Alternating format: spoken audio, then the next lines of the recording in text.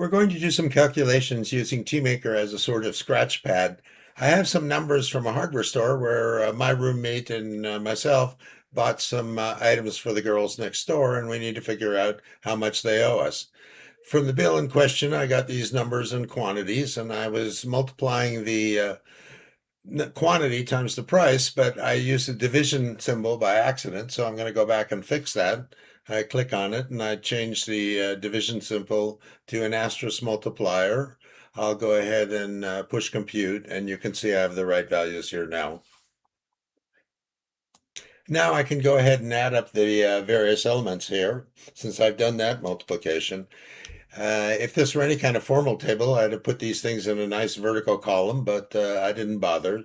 But it's not necessarily a problem. I can just go ahead and move the plus signs around a little bit so I pick up each of the totals appropriately. And then I'll go ahead and click in an equal sign down by the total line, and I'm done with that. Next up, I really should put in the tax because I paid for it, so I might as well be reimbursed for it. I'll add a title for the line, tax, and I'll start the equation off by entering the total and multiplying it by the tax rate of 8.5.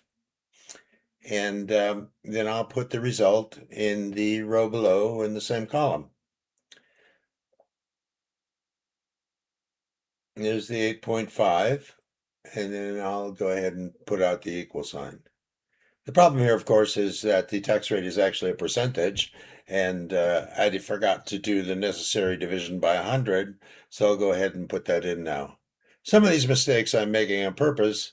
I made a few here and there where I wasn't really trying. Next up is calculating the total of the initial total plus the tax and putting that somewhere, which is the sum that the girls in next door need to pay. Now, one of them informs me that they're going to split the bill and write me checks. So could I please tell them exactly the amount that is half of the total bill for each of them, Mary and Sue? Of course, that will be the same number for both. I simply put in the total with tax. I divide it by 2. And I'll use the hash symbol to put the value out of the calculator somewhere, but not to clear it.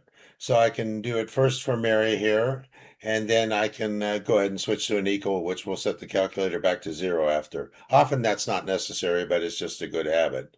However, when I push the compute button, it warns me that I actually didn't put these things in the right place. I put them next to the labels, whereas I meant to put them next to the column I have for the values. It's warning me that. It's noticed I'm not much of a typist, and it sort of says, do you really want to overwrite stuff you typed in yourself? And of course, the answer was no, so I'll go back and fix the problem by putting the output symbols where they belong.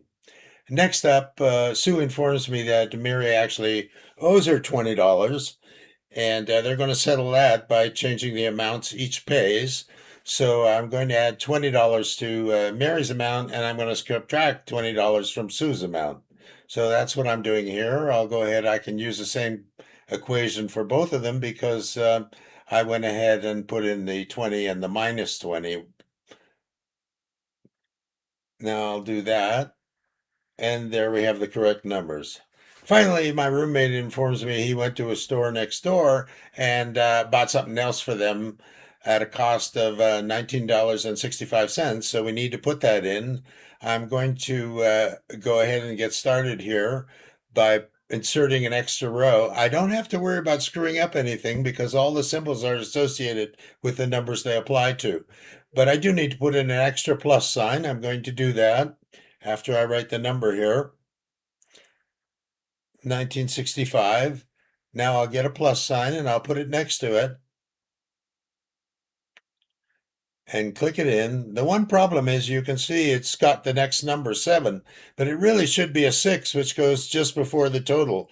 So I'll put the 6 in here, I'll hit a return, and you'll see when I do that, the 7 is now in the correct spot.